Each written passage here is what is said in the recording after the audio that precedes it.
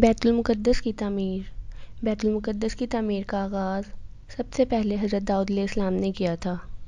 آپ بیت المقدس کو صرف ایک آدمی کے قد کے برابر ہی تعمیر کر سکے تھے کہ آپ کا انتقال ہو گیا۔ آپ کے بعد آپ کے صاحبزادے حضرت سلیمان علیہ السلام آپ کے جانشین ہوئے، تو انہوں نے بیت المقدس کی تعمیر کو مکمل کرنے کو پسند فرمایا۔ حضرت سلیمان علیہ السلام نے جنات اور شیاطین کو جمع کیا اور ان کے درمیان کام تقسیم کر دیا۔ ہر جماعت کو اس کام کے لیے مخصوص کیا گیا جس کو وہ اچھی طرح کر سکتے تھے۔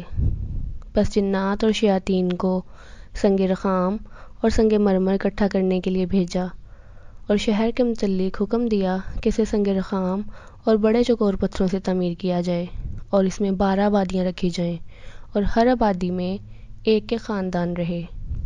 پس جب شہر کی تعمیر سے فراغت حاصل ہوئی تو بیت المقدس کی تعمیر شروع کرنے کا حکم دیا۔ پس حضرت سلیمان علیہ السلام نے اس کام کے لیے بھی شیاطین کے گروہوں کو حکم دیا۔ پس آپ نے شیاطین اور جنات کی جماعت کو کانوں سے سونا چاندی اور یاقوت نکالنے اور شیطان کی ایک جماعت کو سمندر سے موتی نکالنے اور ایک جماعت کو سنگ مرمر لانے کا حکم دیا۔ اس کے بعد ایک جماعت کو مشک و عنبر اور دیگر خوشبوؤں کی تمام اشیاء کے حصول کے لیے روانہ کیا۔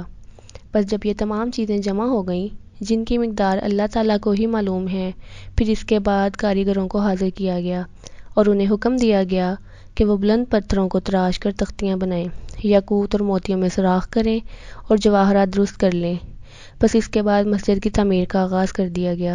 مسجد کی دیواریں سفید، زرد اور سبز سنگ مرمر سے بنائی گئیں اور ان کے سٹون بلور کے بنائے گئے اور چھت قیمتی جواہرات کی تختیوں سے پاٹ دی گئی۔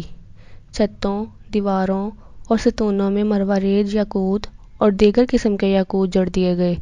مسجد کے صحن میں فروزے کی تختیاں نصب کر دی گئیں۔